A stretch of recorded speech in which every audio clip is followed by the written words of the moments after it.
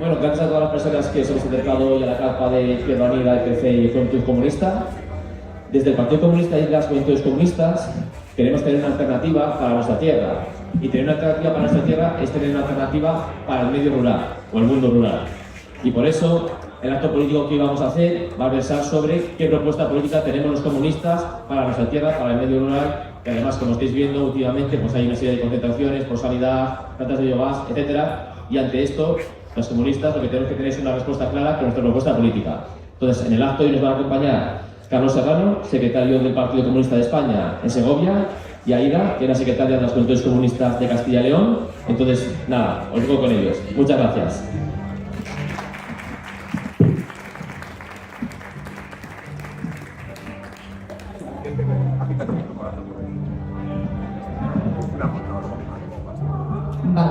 Vale, se me escucha. Vale, pues vamos a empezar con una breve introducción a lo que entendemos por el contexto que después vamos a desarrollar sobre cómo se ha llegado, cómo el sistema capitalista ha llegado a las condiciones que nos encontramos actualmente en lo que podemos denominar medio rural, para luego pasar pues, bueno, a una parte final de propuesta política y de alternativa política en torno a lo que vamos a ver antes, ¿no? Sin entrar en una clase de historia, sí que creemos que es necesario como señalar ciertos elementos de cómo se conforma la propiedad de la tierra, bueno, en el Estado español en general, pero concretamente en Castilla. Y, por ejemplo, las grandes diferencias que hay entre las propiedades al norte, las propiedades al sur o las propiedades aquí en Castilla, en León, en Aragón y en las tierras de alrededor, ¿no? Realmente contamos con que desde el primer momento en que la humanidad se comienza a organizar como sociedad, se comienza a organizar socialmente, comienza a explotar el medio ambiente. Es decir, a través de la fuerza de trabajo del ser humano, comienza a realizar pues, esa transformación del medio. Y esto no tiene que ser por ser negativo. La cuestión es, de hecho, es necesario para la supervivencia. La cuestión es cómo se desarrolla esa transformación del medio y a qué intereses, a qué objetivos sirve. Si sirve a la supervivencia de la humanidad o si sirve al enriquecimiento de ciertos sectores de la población, en el caso del capitalismo, pues evidentemente tanto de la burguesía como de los resquicios de terratenientes que pueden quedar, ¿no? La cuestión de pensar en el ser humano como un elemento prácticamente externo a la naturaleza, es decir, realiza una fuerza sobre ella, pero es algo que se podría evitar, es un concepto bastante problemático y que además podemos ver en el día a día cuando hablamos de ello, que es el ser humano como enemigo de la naturaleza, ciertas teorías casi medio conspiranoicas de ser humano enfrentado pues eso, contra la naturaleza, contra el medio natural. No existe esa oposición realmente entre el ser humano y la naturaleza, no existe una oposición entre el sistema productivo, entre las relaciones de producción que existen y la vida en general, no exclusivamente respecto de la naturaleza. Entonces nuestra propuesta política como comunistas debe ir siempre encaminada a una nueva forma de organización social que permita esa relación equilibrada entre el ser humano y su entorno y no una oposición constante como vemos que se desarrolla bajo las formas de producción del sistema capitalista, ¿no? A día de hoy tenemos como muy consolidado el concepto de la ciudad en oposición al campo, en oposición a un entorno más rural, pero realmente todas estas divisiones son muy recientes, es decir, simplemente solo desde la revolución industrial es cuando la ciudad se consolida como elemento realmente representativo del paisaje, y sobre todo después de la Segunda Guerra Mundial y de la migración, ¿no? Pero aún así, con datos actuales, realmente el mundo que podemos considerar urbano representa como un 20% del espacio de la Tierra, del espacio terrestre. pero sin embargo en él vive más de la mitad de la población. ¿Por qué? Porque acaban convirtiéndose en los únicos espacios en los que se puede desarrollar vida, ¿no?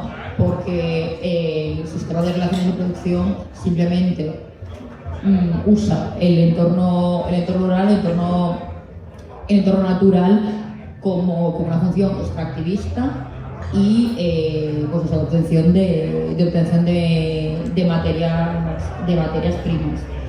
En España, retomando un poco lo que comentaba al principio, nos encontramos como una gran diferencia en la estructura de la propiedad y la distribución de las tierras, producto del feudalismo, o sea, de los repartos medievales que existieron en torno a ellas, ¿no? En el norte predominan los minifundios y en el sur las grandes extensiones de tierra, y Castilla está medio camino.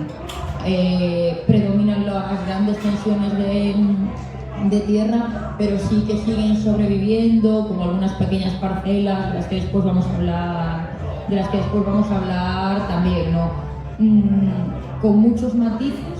La relación de propiedad más extendida en el momento en que se empieza a hacer la distribución de tierras en toda la zona de Castilla es pues la explotación familiar, sobre la que recaen rentas señoriales que las distintas familias deben pagar, y en base a ello se va conformando la estructura de propiedad de la tierra, que realmente se mantiene hasta día de hoy, ¿no?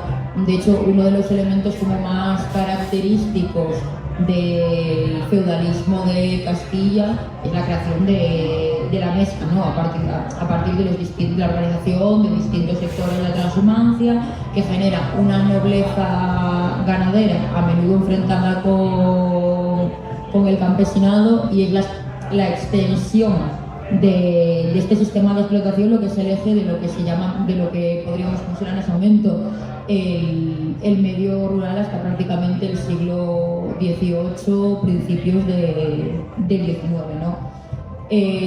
Según se va llevando a cabo la progresiva conquista de los distintos reinos musulmanes, se van incorporando más tierras a las propiedades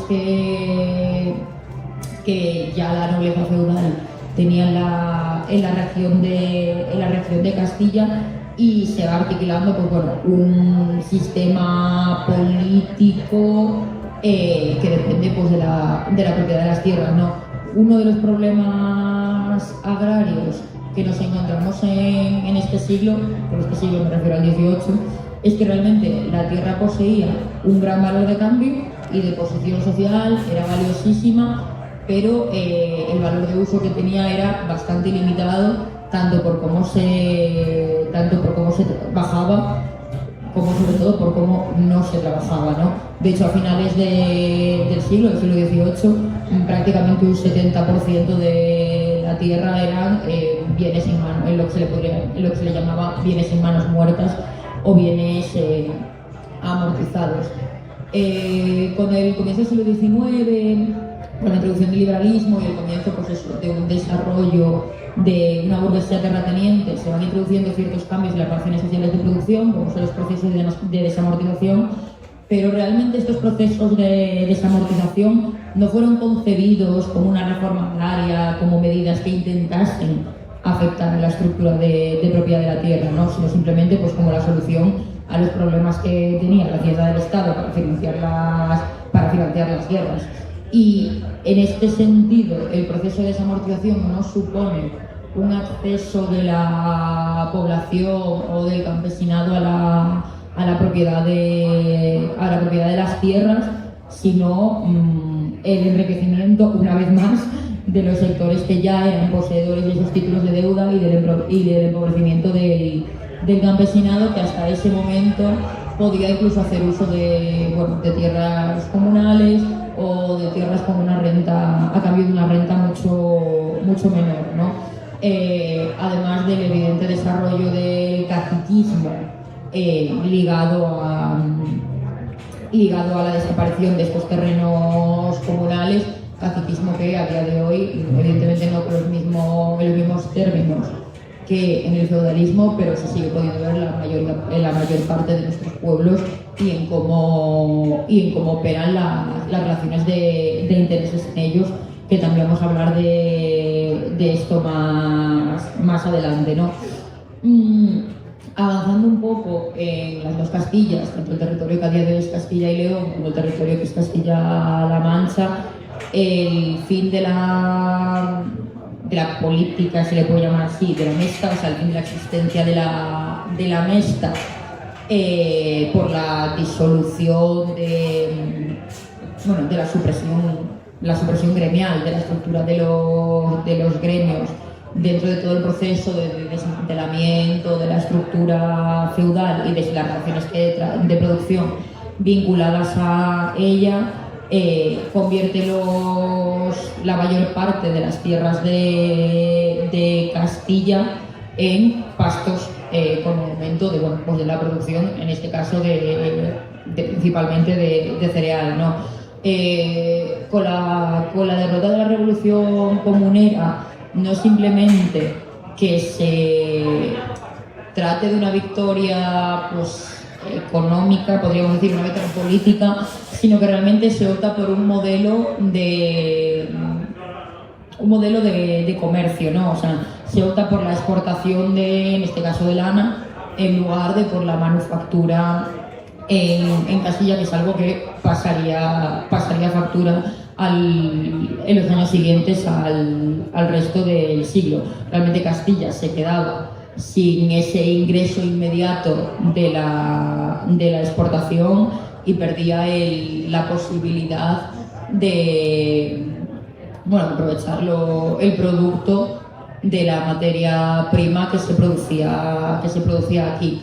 Esto ha sido un poco como para situar un contexto, y ahora vamos a hacer como un salto bastante grande a cómo se viene desarrollando la propiedad de las tierras, y ya más que la propiedad de las tierras, cómo se consolida el sistema que tenemos actualmente y la vinculación con la Unión Europea, con la desindustrialización en España.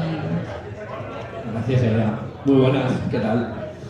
Bueno, antes de empezar a entrar en harina, me gustaría abordar dos conceptos de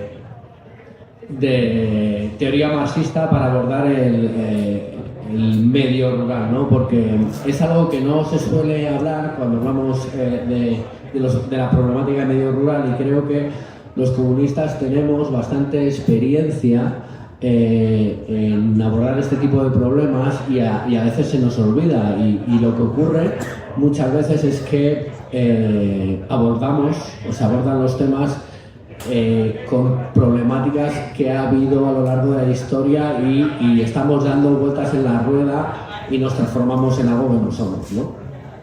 Los dos conceptos que me gustaría destacar es, por un lado, la división social del trabajo, que es algo que la mayoría de los que estáis aquí habéis oído hablar, y es la contradicción, la división de los diferentes de la especialización del trabajo, y eso genera la contradicción de las clases. Por un lado, la burguesía, que es la dueña de los medios de producción, y por otro lado, la clase trabajadora, que es la que aporta la mano de obra, la fuerza de trabajo. Pero esa contradicción ya Marx la describe como la contradicción fundamental. Esa separación del trabajo, esa división del trabajo, también genera una contradicción entre el campo y la ciudad, ¿vale? El campo, que es de donde se saca la mano de obra, las materias primas y actualmente también la energía, y la ciudad, donde se concentra el capital, la producción, y donde se concentra al final la actividad y el desarrollo capitalista, ¿no? Y el segundo concepto que me gustaría hablar es de la reestructuración capitalista del territorio, ¿vale? Al final, lo que hace el desarrollo del capitalismo es reestructurar el territorio en función de los intereses de los capitalistas, de los intereses del capital. Por un lado, buscando la eficiencia para la acumulación del capital y para el desarrollo de la ganancia, pero eso tiene unos efectos negativos no solo para las clases trabajadoras, sino para el desarrollo del medio ambiente. Eso es lo que ha hecho que a día de hoy se produzca extractivismo en nuestra tierra, es lo que hace que a día de hoy se esté acumulando los desechos en las zonas menos pobladas, y eso es lo que ha motivado todo las movilizaciones de población de las zonas rurales a las zonas urbanas, ¿no? Entonces, y a lo largo de la intervención hablaré en varias opciones de esos términos. Por un lado, la división social del trabajo y la contradicción fundamental entre el campo y ciudad, y por otro lado, la reestructuración del territorio por el desarrollo capitalista.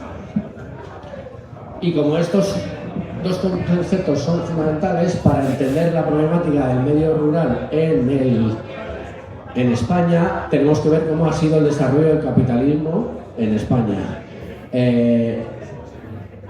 Podríamos entrar en muchos detalles, pero creo que no es el objeto de la charla. El capitalismo en España se desarrolla de forma muy tardía.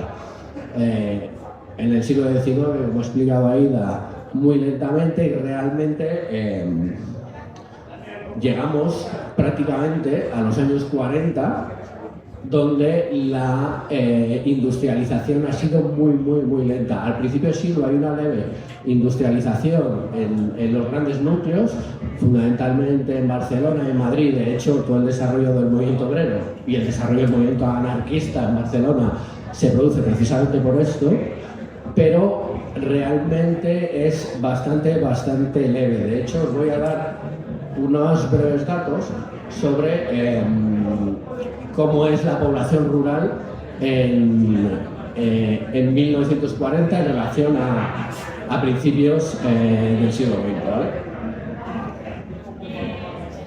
El número total de habitantes que había, en términos relativos, había descendido desde el 68% al 52%, es decir, en términos relativos sí que había menor población, había descendido la población del medio rural, pero en términos absolutos la población en el medio rural seguía subiendo, ¿no? Y había pasado de 1900 a 1940 de 12,5 millones a 13,3 millones, ¿vale? O sea que en este momento, en todo ese periodo, hasta 1940, se habían dado ciertas dinámicas de ruralidad y de concentración en las grandes urbes, pero como el desarrollo del capitalismo no había sido fuerte, todavía no se estaban generando estas dinámicas de contradicción entre las zonas rurales y las zonas urbanas de una forma fuerte y potente, ¿no? Es a partir del fin del proceso de autarquía que la política franquista desarrolla un plan de estabilización en 1959 que decide acabar con la autarquía, abrir la inversión al capital financiero y empezar a desarrollar la industria, la política del cemento, las infraestructuras y todo eso, cuando se produce un crecimiento exponencial y el cambio es brutal, ¿no?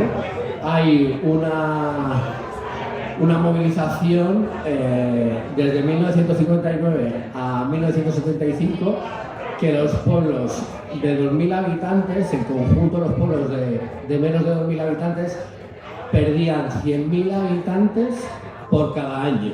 Es decir, de 1959 a 1975 las ciudades absorbían 100.000 habitantes más cada año. Es decir, se creaba una ciudad nueva o las ciudades aumentaban de población en 100.000 habitantes. Y esto provocaba que durante ese periodo se produjese un abandono absoluto de pueblos. En ese periodo es también cuando se produce la construcción de los pantanos y hay varios casos de inundación de varios pueblos que se ven abandonados. Y bueno, digamos que este es el momento culmen, ¿no? Y a partir de 1975 muere el dictador y empezamos a entrar en la maravillosa democracia del Estado español, y con ayuda de algunos de nuestros grandes dirigentes como Santiago Carrillo, desde aquí no podía hoy no mencionarle, siempre hay que recordar a los enemigos y a los traidores de la clase obrera. Bueno, pues entonces en esos momentos el país entra en la democracia y digamos que empieza a ocurrir una cosa, aparte de que poco a poco, bueno, en el 86 entramos en la Unión Europea y empieza a ocurrir cambio de la ruralidad, desacelera un poco, ¿no? Y toda esta concentración y acumulación de la producción, de la industrialización, hay un cambio. Vuelve a ocurrir con la entrada en la Unión Europea, que la división social del trabajo ahora ya no se decide en Madrid por los oligarcas de la dictadura franquista, que si bien ellos se siguen consolidando, pero ahora se empieza a decidir la división social del trabajo en Bruselas y por lo tanto aquí a España nos toca por un lado el turismo y por otro lado ser la huerta de Europa y por lo tanto el proceso, la poca industrialización que se había producido empieza a desindustrializarse y nos empieza el proceso de urbanización se desacelera, ¿vale? Ya no se generan como en los años 70 con los grandes barrios de Barcelona con el Vaquilla y el Torere que salen en las películas. Ya ese proceso se desacelera y empiezan además las grandes crisis de capitalismo que afectan al Estado español, como las crisis del petróleo, etcétera, etcétera, la pérdida de empleo, tal. Lo que ocurre no es una vuelta de las ciudades al campo, sino una pérdida absoluta de puestos de trabajo, una desindustrialización galopante y un estancamiento de lo que es ese movimiento del campo a la ciudad. Pero con la entrada de la Unión Europea también nos empieza a afectar la PAC. ¿Qué es lo que promueve la PAC? Una vez las decisiones de los grandes capitalistas de la Unión Europea, lo que hacen es, por un lado, es el desarrollo del sistema agrario español a nivel industrial y por lo tanto se van perdiendo las pequeñas propiedades, pero por otro lado lo que hace es los grandes capitalistas acumular poder y los grandes terratenientes cada vez van teniendo más fuerza, más terreno y se produce la concentración de la tierra. Sí es verdad que esto, como ha dicho y ha explicado Aida, es diferente en cada una de las zonas. En Andalucía es algo excepcional, de hecho por eso, y ya lo explicaremos un poco más adelante, allí se concentran los problemas de la uberización que tenemos actualmente, porque ya pasan de ser terratenientes a ser directamente fondos de inversión. En Castilla ese proceso no es tan importante, ¿vale? Y entonces las políticas de la PAC lo que provocan es la concentración de la tierra, la especialización de la agricultura, la industrialización de la agricultura capitalista en nuestro país y por lo tanto seguimos perdiendo población, aunque ya la migración del campo a la ciudad haya desacelerado, pero como hay una acumulación, una concentración en la propiedad de la tierra, se siguen perdiendo puestos de trabajo y se sigue perdiendo población en los pueblos de España. A esto va acompañado una degradación absoluta del entorno rural, del territorio rural, que además se van perdiendo, se van abandonando antiguas zonas de cultivo, porque no hay una planificación política para mantener el ecosistema, ni para mantener los pueblos ni el territorio, sino lo que hay es una búsqueda de eficiencia para el desarrollo capitalista y el desarrollo de las grandes industrias agro-ganaderas, ¿sí? Y ya le doy paso a Ida de vuelta. Se coincide con un fenómeno, además, que es porque hasta ahora lo que había ocurrido es que se perdía población en el medio rural, pero las tasas de natalidad en el medio rural todavía eran muy altas, por lo tanto todavía seguía habiendo gente joven en el mundo rural, hasta mediados de los 80. Pero en ese momento empieza a cambiar esta problemática, ya no solo comienza la despoblación, sino que empieza el envejecimiento y además la masculinización del mundo rural, del entorno rural, porque las oportunidades, entre comillas, que tiene la clase obrera femenina son mucho peores en el mundo rural y por lo tanto van migrando más a las ciudades. Y nos encontramos con los problemas actuales que va a describir ahora Aida y que luego yo terminaré de apuntalar.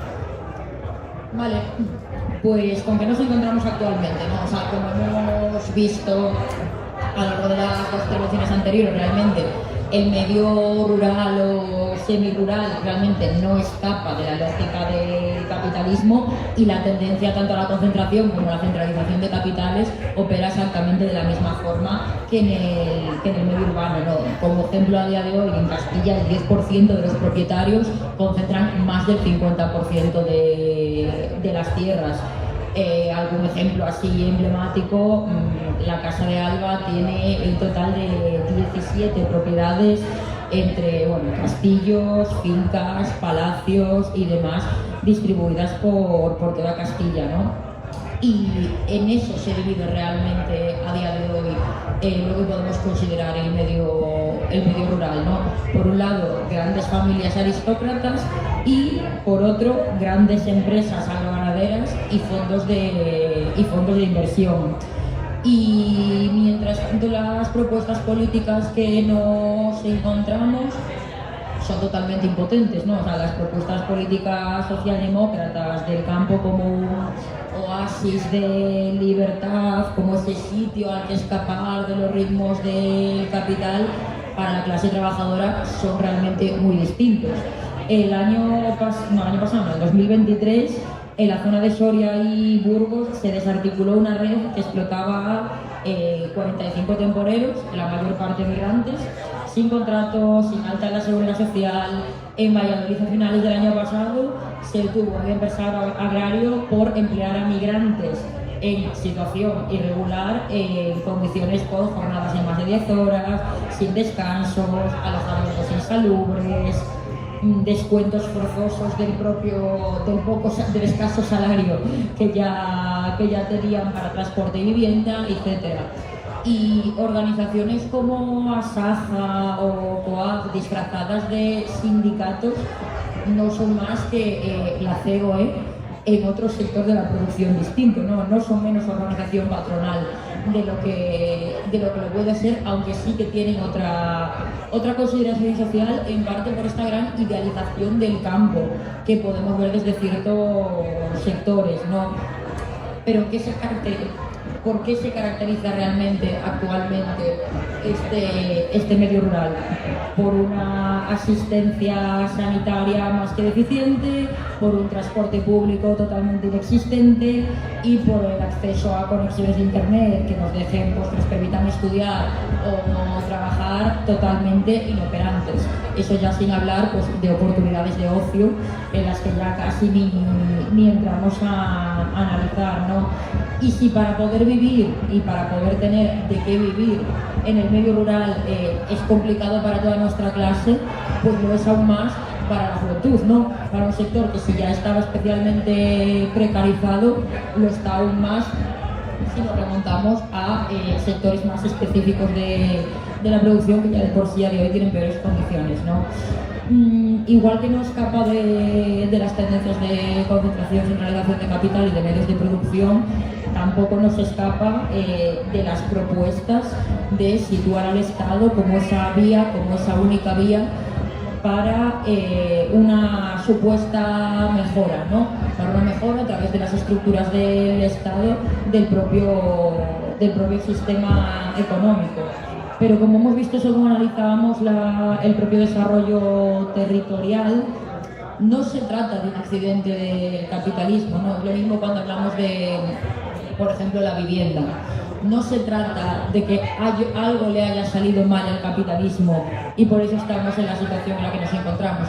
Es el desarrollo lógico de sus propias contradicciones, ¿no? Y por lo tanto ni el capitalismo más liberal ni en su forma más socialdemócrata puede aspirar ni puede solucionarlos.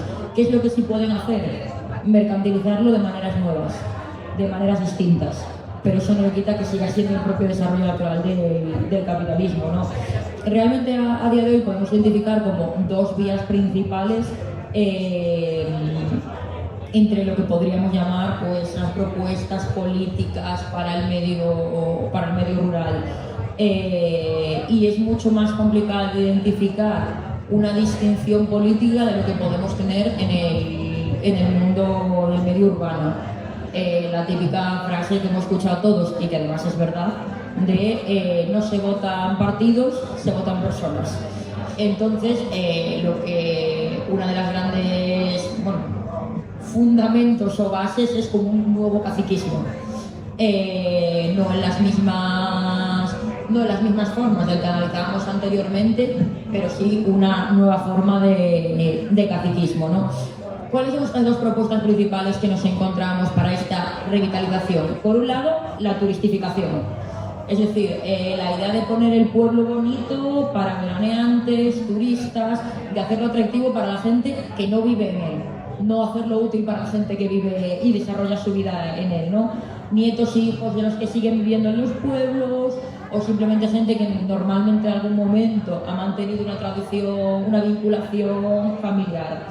Y en este caso nos encontramos pues, con partidas municipales gastadas en repintar edificios, hacer instalaciones deportivas, que cuando el pueblo se queda vacío, básicamente se quedan sin ninguna utilidad, ¿no? Es decir, suelen estar representadas por dos posibilidades políticas, ¿no? O un alcalde joven o un jubilado que ha vendido su fuerza de trabajo seguramente de alguna ciudad cercana y que personifican ese proyecto político. Cuando se habla de cuando las siglas dejan de tener relevancia o cuando el proyecto político de cada partido deja de tener relevancia, ¿no? Porque están personificados en un único elemento. La potencialidad de esta vía se encuentra pues, subordinada a los recursos culturales y geográficos que tiene el pueblo. Tú puedes intentar dedicar un pueblo al turismo con las evidentes limitaciones que eso tiene en la vida de toda la población y de la población que habita realmente en ese sitio y no de la que va en verano a pasar 15 días, pero existen sitios que ni siquiera dan esa oportunidad, ¿no? O sea, existen sitios, la ciudad, pasa lo mismo con las ciudades, ¿no? Pero tienen que ser sitios habitables, no todos son bonitos y no pasa nada, no tiene por qué ser un problema, se convierte en un problema cuando se pretende que la única forma de supervivencia tanto del territorio como de las personas que viven en él sea a base de esta turistificación. ¿Y quién es beneficiado? Bueno, pues igual que siempre, únicamente una pequeña burguesía local, porque el valor que genera esa actividad turística beneficia realmente a los pequeños propietarios comerciales, pero no hay ningún mecanismo de reparto de ese plusvalor en ningún lado. Y por el otro lado, la segunda vía que podemos hablar es de la institucionalización directamente de la pequeña burguesía en las alcaldías, ¿no? Como la máxima expresión del Estado como representante de los intereses de la burguesía cuando directamente lo ocupan ellos, ¿no? Normalmente pequeños propietarios agrarios o en algún caso industrial, pocas, los cuales pues utilizan la posición como gestores municipales para subvencionar prácticamente su propia actividad económica, ¿no? Mejora de caminos, instalaciones de traslado de ganado, y aquí nos encontramos un perfil que suelen ser o jóvenes ganaderos vinculados de alguna manera a la forma de producción, al medio rural, o personas nacidos en los 70, 80, que han estado toda la vida en el pueblo y que por lo tanto gozan de esa legitimidad que una vez más vuelve a caer en la personificación de proyectos políticos personalistas en una única persona, ¿no? ¿Qué tienen en común ambas vías o ambas posibilidades? Pues que consisten en lo mismo, en convertir el pueblo en un sitio mejor en el que te puedas morir, pero no en el que puedas vivir.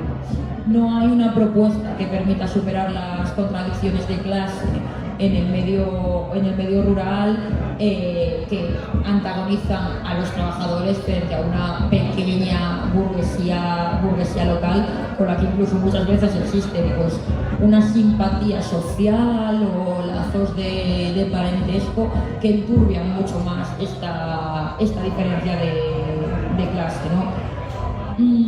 ¿Y qué tiene en común todo esto con el ámbito urbano? Bueno, pues que los límites de la propuesta siguen siendo los mismos, pero se manifiestan de formas diferentes.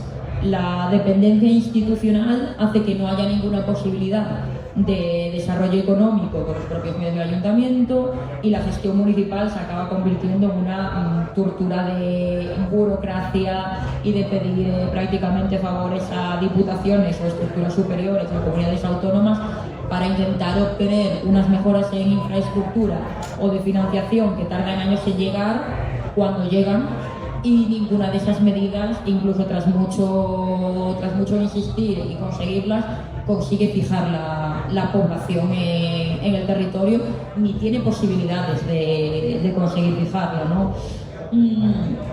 Tenemos una expresión bastante interesante de la parcialización de la lucha de clases, en el sentido de que cualquier mejora para el pueblo, siempre a través de interminables procesos burocráticos como acabamos de comentar, acaba traduciéndose muchas veces en una competencia entre los propios municipios, entre los propios pueblos, ¿no?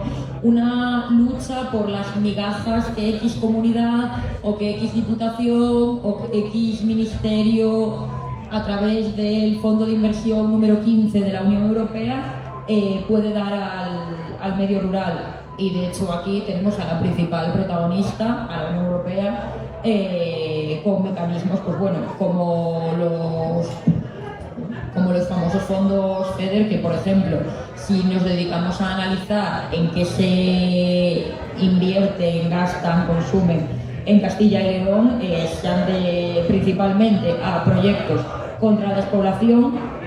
¿Cuáles son los objetivos de estos proyectos contra la despoblación? El desarrollo turístico de ciertas zonas concretas, o la innovación empresarial. Es decir, tenemos o de una forma u otra transferencias directas del Estado a los bolsillos de la burguesía, sea de la pequeña burguesía local de X territorio, o sea de la comunidad autónoma, ¿no? En torno a esto, ¿cuál es la propuesta comunista o la posición que como comunistas tenemos que tener, ¿no? El aprovechamiento territorial y político de aquellas esferas sociales que el Estado abandona para poder llevar a cabo la construcción de instituciones propias para nuestra clase. Es decir, la potencialidad de un proyecto político para el medio rural reside en la condición de posibilidad previa de que se pueda vivir en este tipo de espacios, ¿no? Tiene que ir asociado siempre a unas condiciones materiales que permitan el desarrollo de un proyecto vital en el medio rural. Es decir, la temporalidad, el tiempo que una persona tiende a habitar, sobre todo cuando hablamos de pueblos más pequeños, en este tipo de zonas suele ser hasta que cumple los 18 años. Y en muchas ocasiones sin posibilidad de volver, o volviendo, como comentábamos anteriormente, pues en vacaciones y contribuyendo, no voluntariamente, ni evidentemente mediante una decisión consciente, pero a la conceptualización del pueblo o de este territorio como pues es un espacio de recreo y no un espacio donde vivir, donde desarrollar un proyecto vital y donde construir una organización de clase sólida y fuerte. Bueno, pues como hemos estado comentando, los problemas actuales del medio rural son muchos y muy diversos. Está la despoblación, el envejecimiento, la masculinización, la concentración de la tierra, el desempleo, la falta de vivienda es un problema muy grande, porque no solo es que aquí se diferencian un poco los pueblos turistificados, ¿vale? Que el precio de la vivienda se ha encarecido enormemente, y luego está otra serie de pueblos, los pueblos abandonados, que directamente no hay vivienda, hay un montón de inmuebles vacíos, abandonados, pero en los que no se puede vivir, es imposible acceder a ese tipo de vivienda. También los servicios públicos son absolutamente deficientes, el transporte, las comunicaciones, etcétera, etcétera, etcétera. Pero yo me quería centrar en uno de los problemas fundamentales que tiene ahora el campo, y en concreto creo que en Castilla y León es sangrante, porque como os he dicho, aquí se produce también la uberización del campo, pero no tanto como se puede producir en los latifundios de Andalucía, precisamente porque la concentración de tierra y por lo tanto la concentración de capital es muchísimo mayor. Aquí lo que se produce de una forma brutal es el extractivismo. Es uno de los grandes problemas de esta tierra, que es la explotación intensiva de los recursos naturales, ahora también de las energías de la zona, dejando, por supuesto, no dejando desarrollo económico ni industrial, ni tejiendo población al territorio, pero sí dejando los residuos y la mierda, por hablar claro, de ese efecto de la extracción y del desarrollo económico, ¿no? Hay muchos casos que se puede hablar de esto. Están las macrogranjas, están las minas a cielo abierto, todas estas cosas yo creo que las conocéis, que son actividades económicas que actualmente, además, están en manos de muy pocos propietarios. De hecho, aquí sí que se están metiendo los fondos de inversión. Ahora os voy a comentar con un caso concreto, que son las plantas de biogás, pero primero quiero terminar de desarrollar esto. No fijan población al territorio, no hay un desarrollo económico como tal, pero sin embargo extraen la riqueza, que son las materias primas, la energía, y dejan los desechos, y por supuesto no fijan población. Esto es una de las mayores contradicciones que tenemos actualmente en nuestra tierra, y esto yo creo que es importante que las y los comunistas lo tengamos en cuenta, ¿vale? Porque es verdad que es muy difícil desarrollar un trabajo de lucha, ¿no? Por cosas que ha comentado Aida. La clase obrera aquí, primero, hay poca, no hay una concentración industrial del proletariado, y además ocurre que hay, como la concentración, hay mucha clase obrera que tiene pequeñas propiedades, ¿vale? Y entonces esto hace difícil, si ya en todos los lados hace difícil que la gente tenga una conciencia de que es clase obrera, Si ya tiene pequeñas propiedades, su abuelo tenía un campo y tal, ya esto lo resulta hacer muchísimo más complicado esta concienciación, ¿no? Vuelvo al tema del extractivismo que me voy. Uno de los problemas, por hablar de ello, porque las macrogranjas es algo que ya se ha hablado, lo de las minas de cielo abierto yo creo que ya también lo tenéis bastante. Sí, ya me voy. Pues me queda la propuesta comunista, así que ya. No, voy a hablar de las plantas de biogás, ¿vale? Un momentito. Y ya voy. Mira, justo, ¿ves? Justo.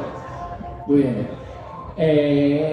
Uno de los problemas que se está habiendo principalmente en nuestra tierra son las plantas de biogás, que en la mayoría de los casos hay mucha gente que tiene dudas porque no, es que la tecnología, el desarrollo de la tecnología puede ser para generar energía sostenible y tal, pero lo que está ocurriendo no es eso, no hay un planteamiento de desarrollo para regenerar los desechos que están generando las plantas o las zonas agrícolas o tal. Lo que está ocurriendo, se enfrentan dos contradicciones fundamentales, dos intereses capitalistas. Por un lado, los de los fondos de inversión y las grandes eléctricas o las empresas gasísticas que antes invertían en el carbón y como consecuencia de las nuevas políticas del Pacto Verde y de la guerra de Ucrania ya no pueden invertir su capital allí y entonces están buscando energías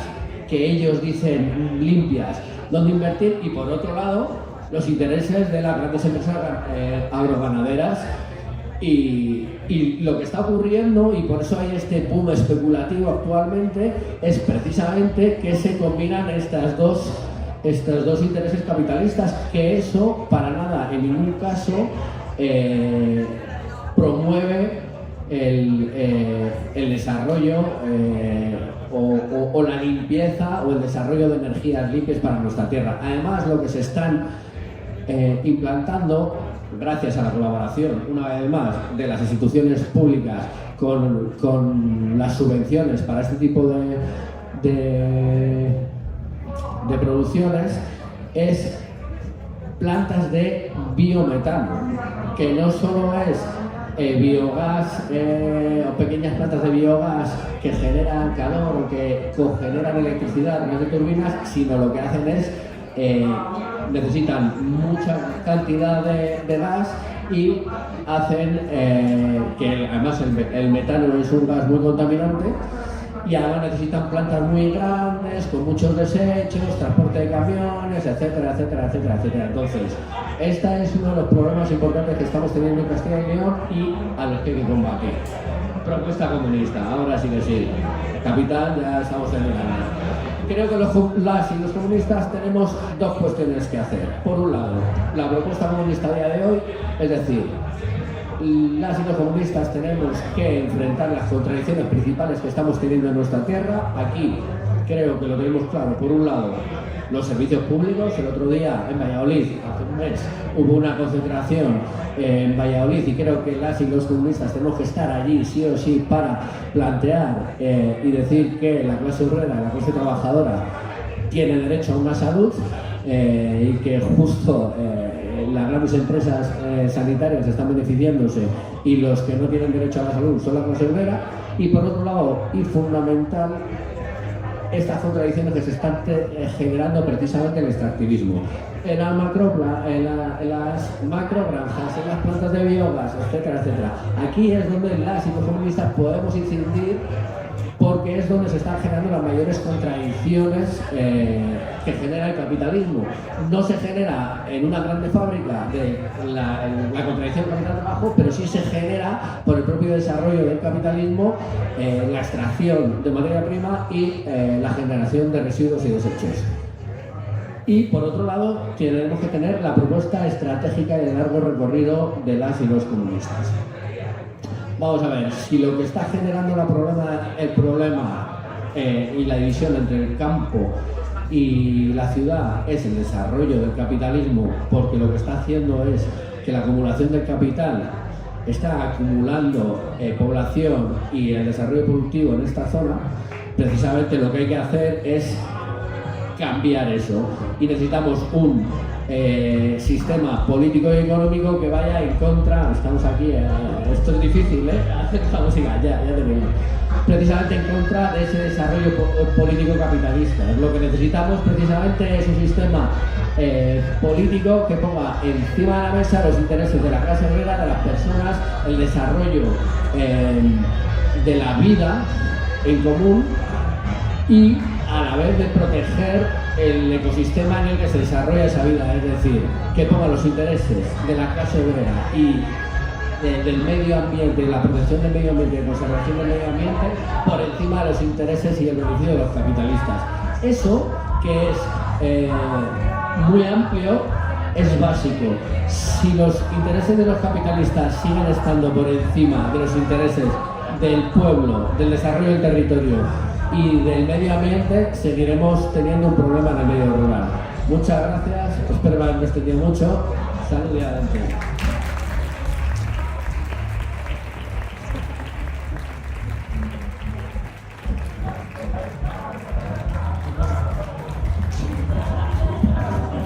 Vale, pues ahora tenemos allí las banderas de Izquierda Unida, el Partido Comunista, JC. Vamos a ir para el monolito que tenemos a las 12. Viva Villalar y viva la lucha de la clase obrera. ¡Viva el Partido Comunista, las Juventudes Comunistas!